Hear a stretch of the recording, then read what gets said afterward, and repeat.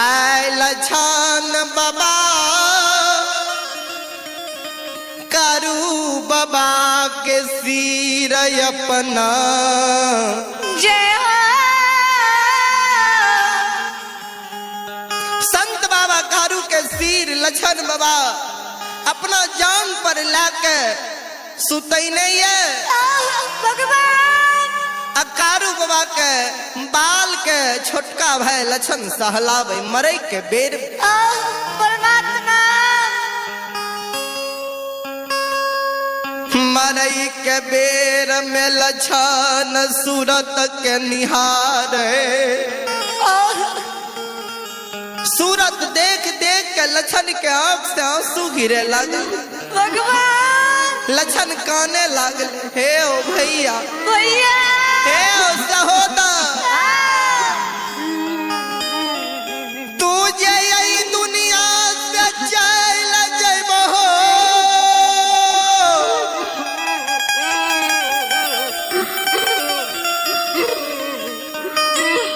के लछन के गोद में बैसा के मखान मिसरी खुआ मलाई खिलैते अकेला छान के पेट लगा के सुतैते भैया लछन के जे जंगल झाड़ में कोनो दुख विपैत पड़ जेते आपत्ति विपत्ति चल अइते लछन कोई दुख विपैत के बेर में के मदद करता ए ओ मंजिला भैया के ये ना हो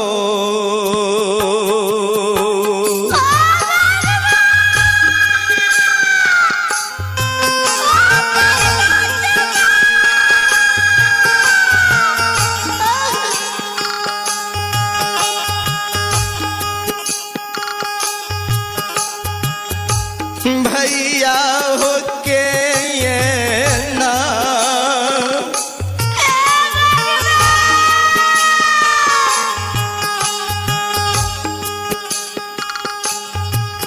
हे हो मैं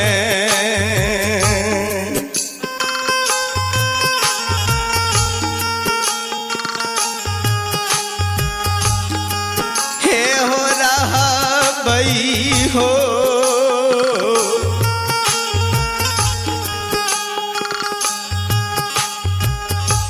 कारू भैया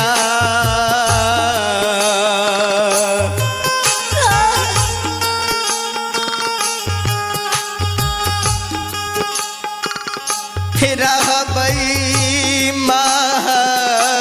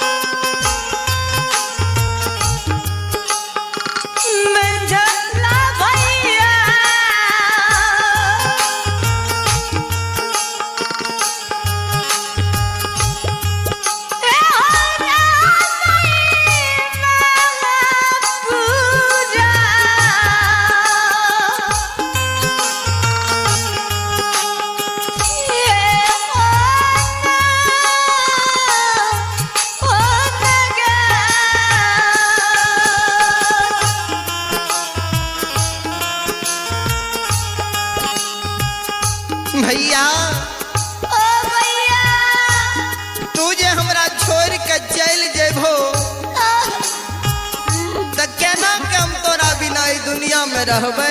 ओ दादा भाई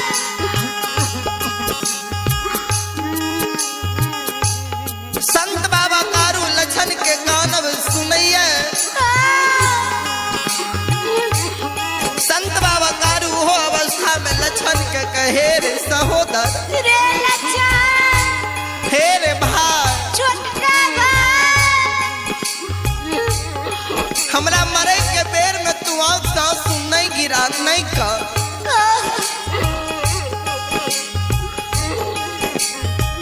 हे रे सब के भैया यही दुनिया में यही लाया।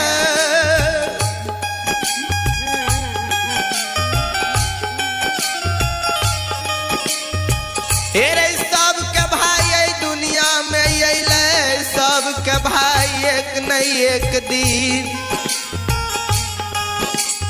कर्म सुकर्म सधर्म पाप पुण्य क्या के सब के भैयारी के संसार के छोड़ के जा पड़ते।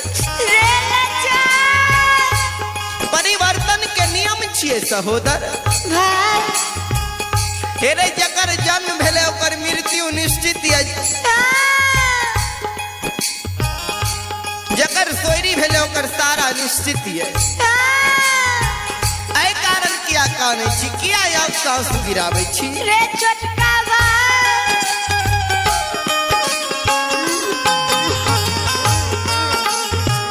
धीरज बन के रह सहोदर।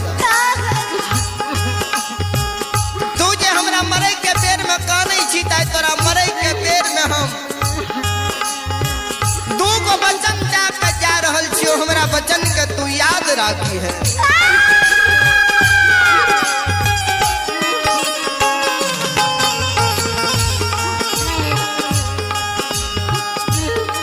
हे रे जब हम मर जइबो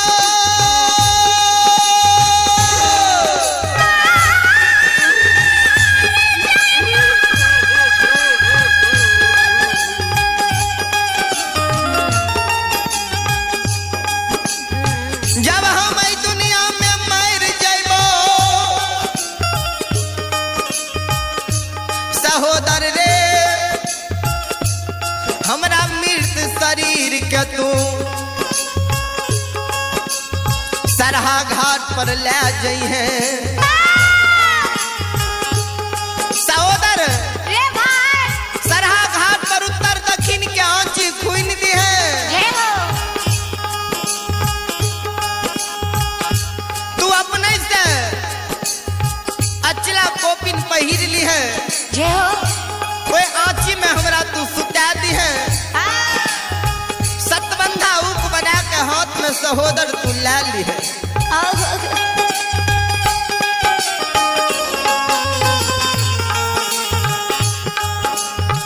हे रे भगवान हमरा बेटा बेटी नहीं दिलक। हमर शादी भेले दुरागमन नहीं भेले। आइ 25 वर्ष के उम्र में एहि दुनिया से हम गुजर रहल छियै।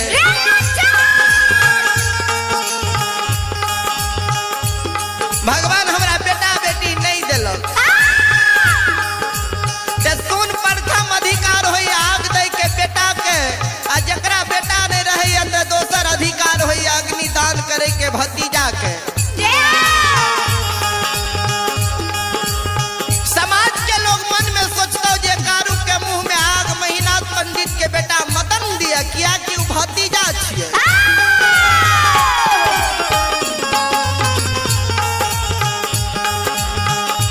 तेरे बड़ा शौक से तोरा हम पोसलियो। गोद में बैसा के माखन मिश्री खुआ मलाई खिएलियो। अब पेट लगा के सहोदर तोरा हम सुतेलियो। भाई ने बेटा के तोरा हम पोसलियो। हम जे उत्तर दक्षिण के आंची में सरहा घाट पर सुतल रहबे।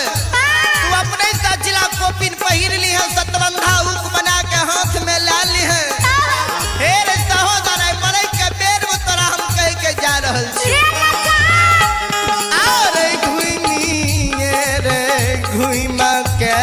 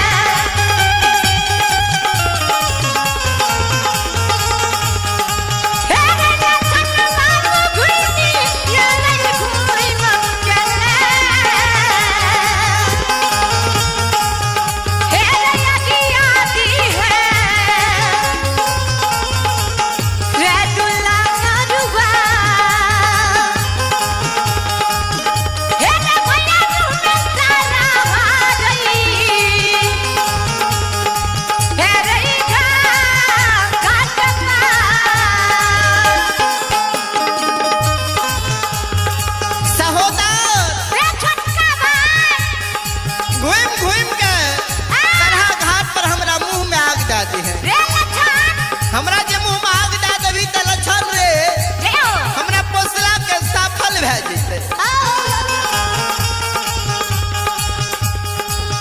दोसर बात तू सुन, हमरा मरे के बेर में जे तू हम सासू गिराबै छी, कानै छी, कहै छी भैया हो तू जे दुनिया से चल जेबो, हमरा जे जंगल झाड़ में दुख विपैत पड़ जेते, ओए आपत्ति विपत्ति में के हमर सहायता करते। आइ वो बात तोरा हम मरे के बेर में कह के जा रहल छियो, ध्यान से हमर बात के तू सुन।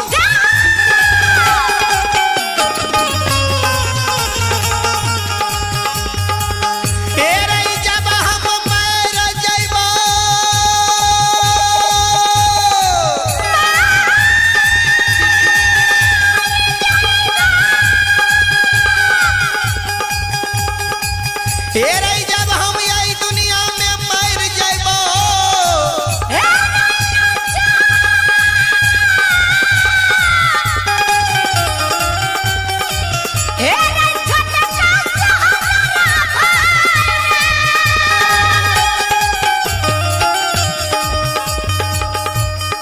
सहोदर रे सहोदर हमरा मरला अंत में जे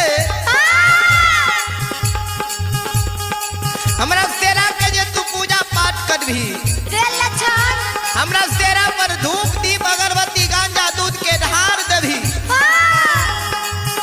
हमरा मरला अंत में जे हमर पूजा करबी, हमर गुणगान करबी,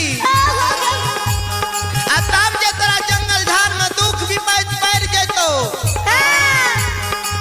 आपत्ति विपत्ति पड़ जेतो, ओए आपत्ति विपत्ति में हमर पुकार करबी, हो भैया हमरा दुख पड़ गेले, ऐ दुख विपत्ति के बेर में सहायता हुआ। जय हो लक्षण है मरे के बेर में तोरा हम दोसर वचन है कह के जा रहल छियो, हमरा वचन के तू ध्यान में रख।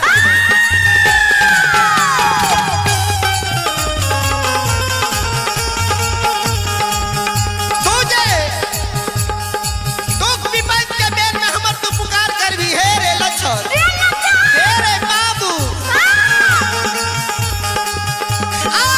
विपत्ति रहे बेर में,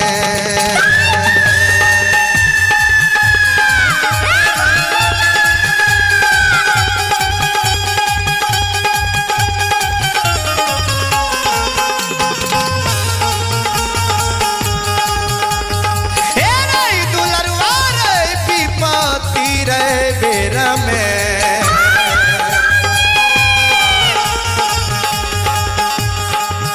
रे सहोदरा बन के दुलारुआ,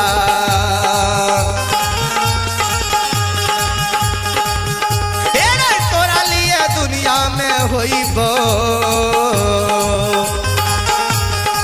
हमेशा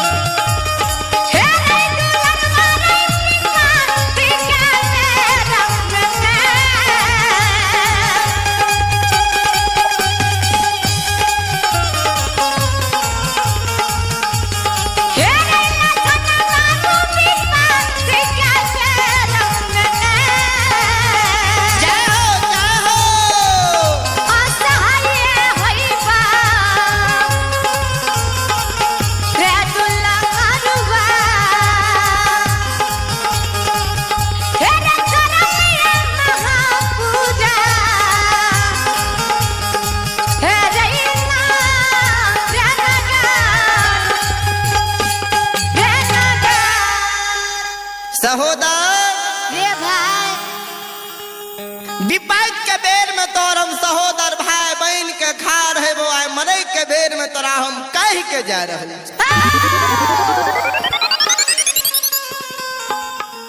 इतना बात संत बाबा कारू छोटका भाई लछन के कही दैया कारू बाबा मोनहा सार के बोला लिये मोनहा सार के बोला के कह रे मोनहा हे रे हाँ हम दुनिया से जा रहल छियै मुन्हा बड़ा शौक से तोरा हम पोसलियो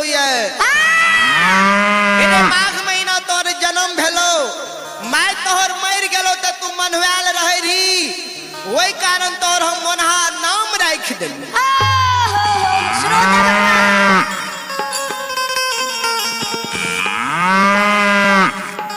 हे रे गाय के दूध पिला के माघ महीना एक कमल हम ओढ़लो एक कमल तोरो ओढ़ा के पालन पोषण क्या के बछरू ताई तोरा हम ओन्हा सार बना दिली आइ तो मैं संसार के छोड़ के जा रहल छियै लेकिन हमरा मरे के सदमा चिंता हमरा परिवार में जतेक हमरा छोटका भाई लछन के होइए ओते केकरे ने होइए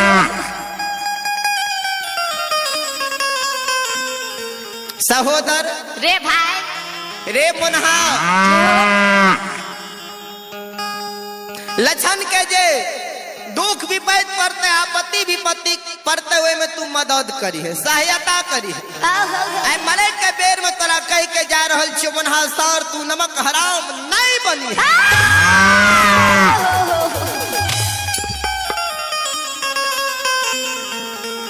इतना बात संत बाबा कारू मुन्हा सर के कही दैया संत बाबा कारू के पंच भौतिक शरीर से जीवात्मा रमता राम निकाल जाए सब समाज मिल के कारू बाबा के सरहा घाट पर ले गेलैये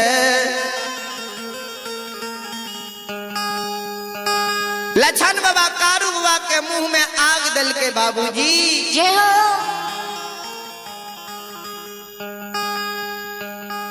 4 दिन कारू बाबा के मरला भेले 4 दिन के बाद लछन बाबा कारू बाबा के सेरा पर धूप दीप अगरबत्ती गांजा दूध के ढार दिए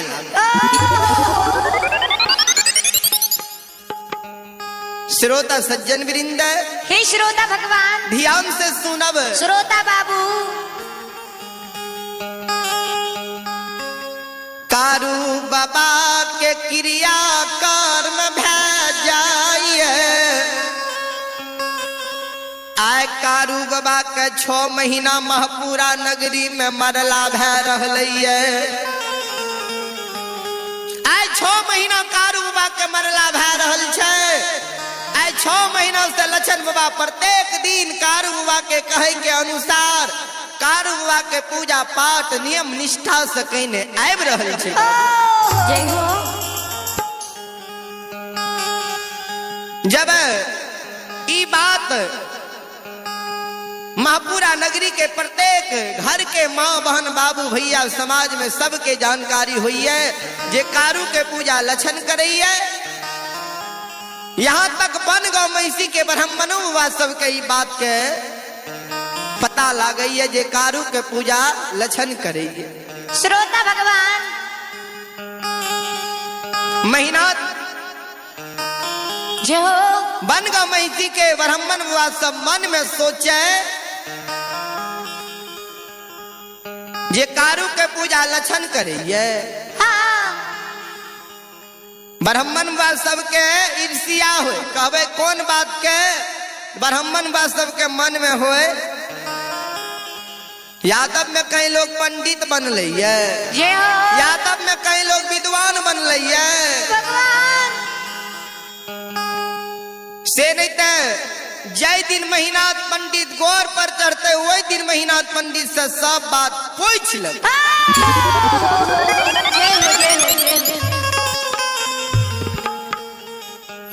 सेनित जकरा वंश में काशी के पढ़ल पंडित ओकरा वंश में भूत के पूजा हुई है मिट्टी के पूजा हुई है शेरा के पूजा हुई है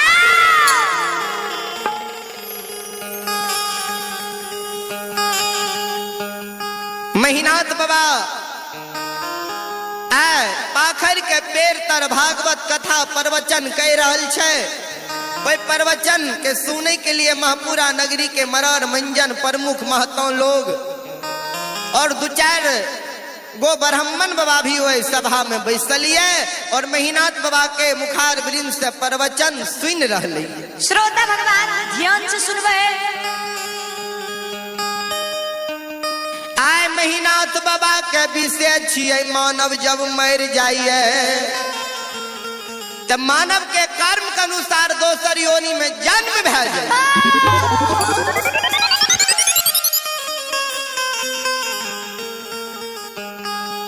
महीनाथ बा जितना को बात कहल के मानव जब मर जाइए तो मानव के कहे कर्म के अनुसार दोसर योनि में जन्म भै जाइए। एगो ब्राह्मण बाबा सभा के बीच में दोनों कल जोड़ के खार भै गए। पंडित जी महीनाथ बाबू, महीनाथ बाबू आज ये लोग सबके समझा रहल छिए मानव जब मर जाइए तो मानव के कर्म के अनुसार दोसर योनि में जन्म भै जाइए। यानी सुनइए वाला टा के लिए कि कहइयो वाला के लिए। पंडित जी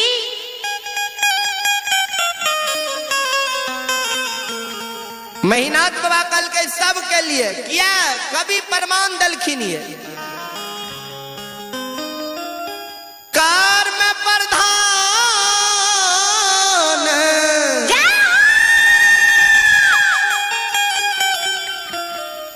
विश्व रचि राखा जो जस करई तस फल चाखा।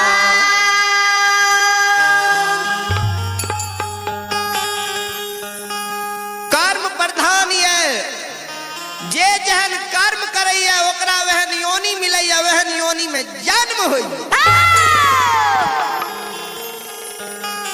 ब्राह्मण बाकल के पंडित बाबू कहलिए तो शास्त्र के अनुसार ठीक, लेकिन अहाँ के वंश खानदान में की सब है रहल है वही बात की जानकारी है मालूम है। महीनाथ बाकल के हमार वंश खानदान के लोग ठीक ठाक ही है। ब्राह्मण बाकल के नहीं सुनू सुनियो। हे यहाँ से छोट भाई कारू मर गए सब समाज मिल के कारू के सरहा घाट पर ले गलिए। आके सबसे छोटका भाई लछन कारू के मुंह में आग दिलक। 4 दिन कारू के मरला भेल। 4 दिन के बाद लछन नहा के छोटका भाई कारू के पूजा पाठ करैये। कारू के सेरा पर धूप दीप अगरबत्ती जलावैये।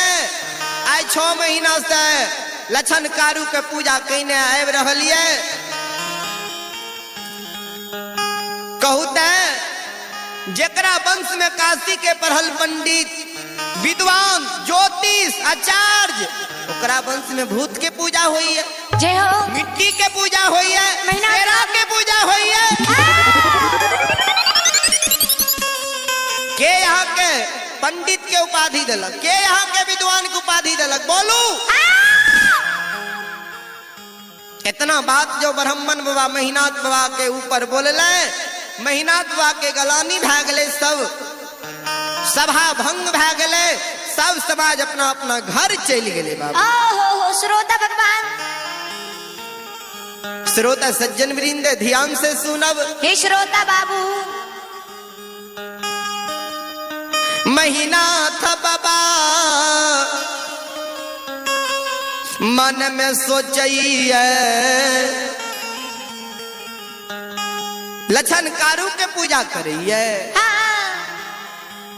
बाबूजी जय हो। करीब 4 बजे लछन बाबा गाय चरा के लाठा बथान पर अले। महीनाथ बाबा मन में सोचलक अपने से जाय छिए लछन के हम समझा बुझा देवे। महीनाथ बाबा लाठा बथान पर चल गेलैये।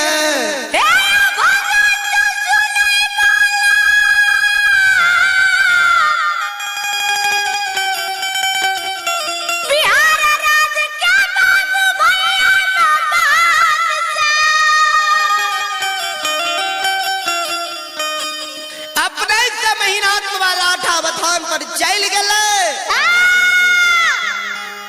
लछन के बोला लिये, अब बोला के बगल में बैसा लिये।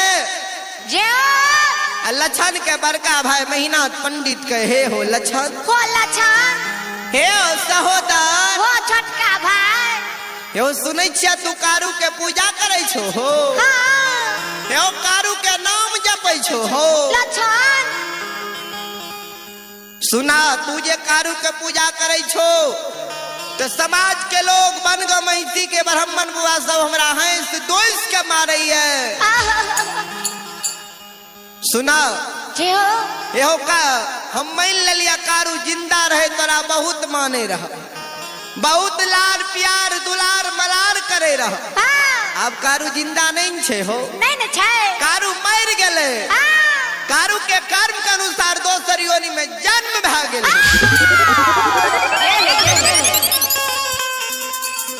बड़का भाई मेहनाथ पंडित छोटका भाई लछन के लाठा बथान पर समझा रहे ये बाबूजी। श्रोता ध्यान से सुनब, जय हो अकारू वही के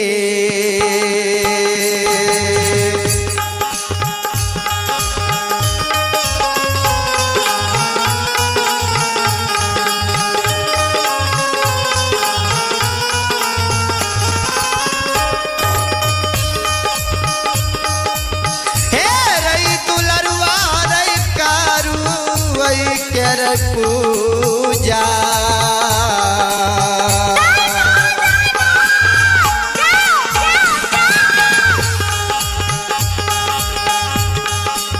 लछन लरिल बारई कारू केर पूजा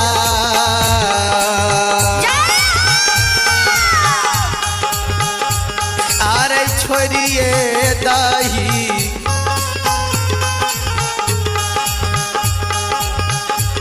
रे दुलारुआ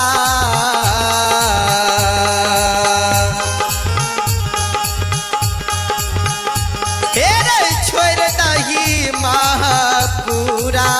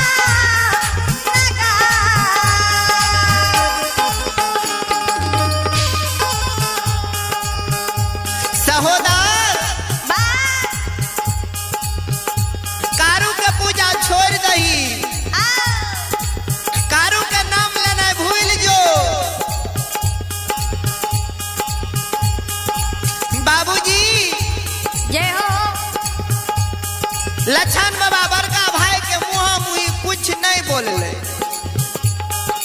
कहवे किया तब पूर्व जमाना में बार भाई के मुंह पर जल्दी छोट भाई कुछ नहीं बोले, जल्दी जवाब नहीं दे।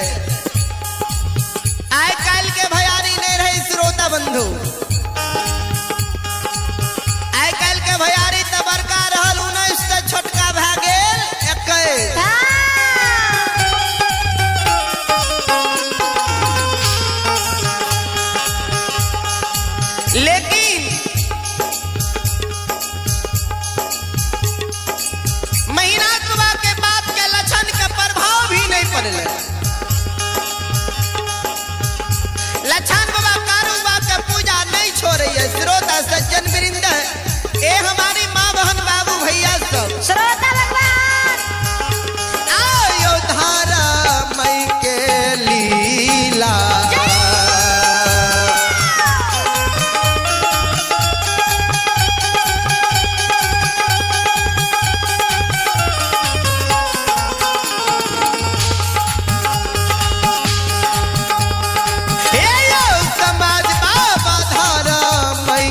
लीला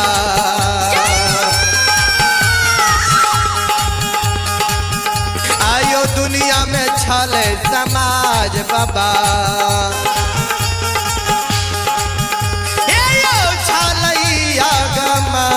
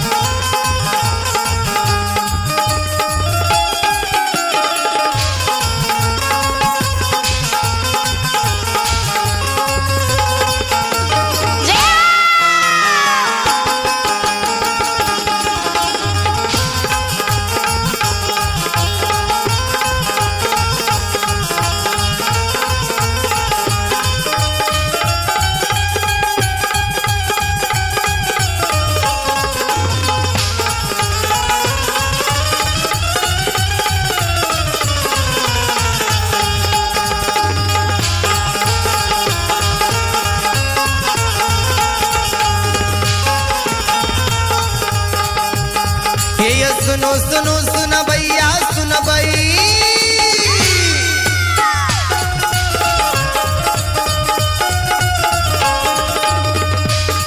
ये सुनो सुनो सुन भैया सुन भई हे योग भैया बज भैया सुन भई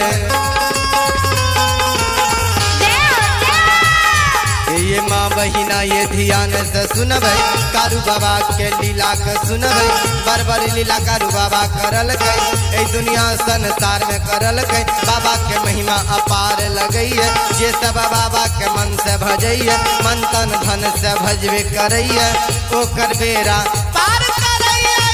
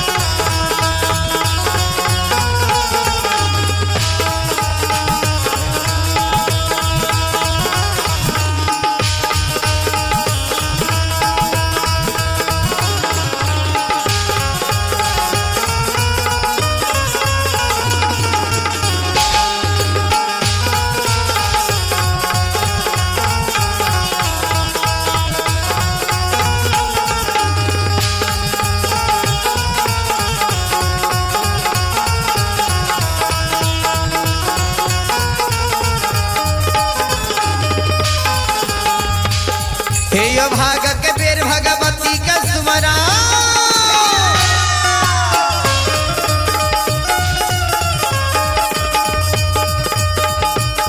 ये भाग के बेर भगवती के सुमरो सदा भवानी जगदम्बा के सुमरो रैना के बेर देवी दुर्गा के सुमरो विद्या के दाता सरस्वती के सुमरो गौरी पूत गणेश के सुमरो दुर्गा काली महाकाली के सुमरो उमापति महादेव के सुमरो हारो वीरा पवन सुत के सुमरो ध्यान देवैया गुरु बाबा के सुमरो सभा के बीच संत कारु के सुमरो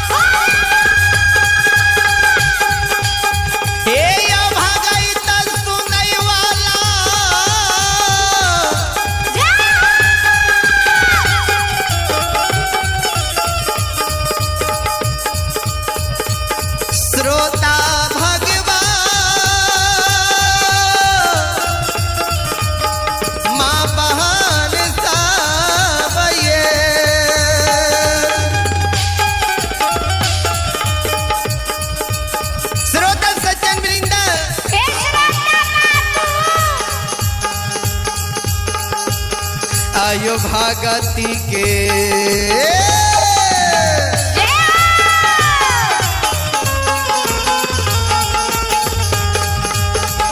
समाज बाबा भागती भजन के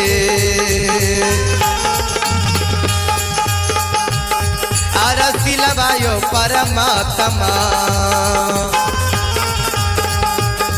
ये छियो दुनिया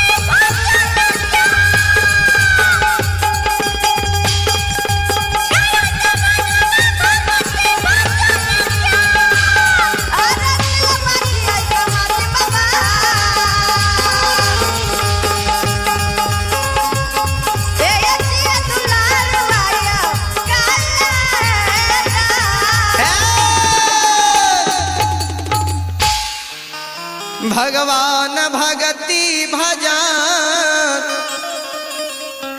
न के बस में बसइए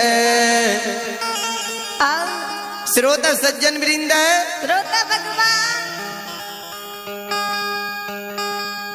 लक्षण बाबा महीनाथ बाबा के बात के प्रभाव नहीं कल के लक्षण बाबा कारू बाबा के पूजा नहीं छोड़िए जब कारू बाबा के पूजा लक्षण नहीं छोड़ लगे महीनाथ बाबा मन में सोचे लागले आप जे हम लक्षण के एक चाट मारबे या दर दामस देवे तो समाज के लोग हमरा कलंक दे समाज के लोग कहते महीनाथ पंडित के मन में धन दौलत के लोभ होइए जय हो एकरा मन में होइए जे 4 भैयारी रहे, कारू मर गए, कारुओ के बेटा बेटी नहीं भेले, वैसे छोट साहबी बिना शादी शुदा के नावल भे गए, वैसे छोट लक्षण एकरा मन में होइए लक्षणों मैं रह जा इमा पूरा नगरी के पूरा धन संपत्ति हमारे भे से नहीं ताई कलंक से बचे के कारण महीनाथ बाबा महापूरा नगरी के मराद मंजन प्रमुख महतो लोग के बोला लिया अलाठा बथान पर बाबूजी मर्री लगा दे माया के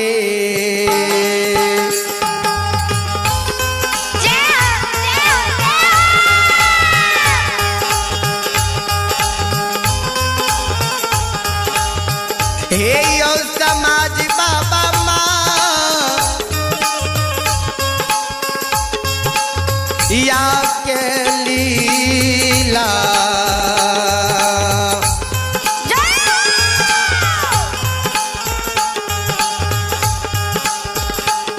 आयो कर